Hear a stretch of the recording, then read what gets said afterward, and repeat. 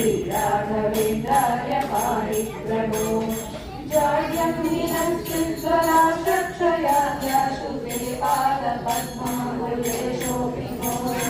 श्रीराघवेन्द्राय श्रीराघवेन्द्राय श्रीराघवेन्द्राय पाहि प्रभो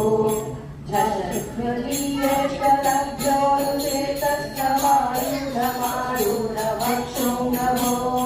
श्रीराघवेन्द्राय श्रीराघवेन्द्राय श्रीराघवेन्द्राय पाहि प्रभो याजाविहीनाय यादृच्छिकप्राप्तदुष्टाय सद्यप्रसन्नोऽसि भो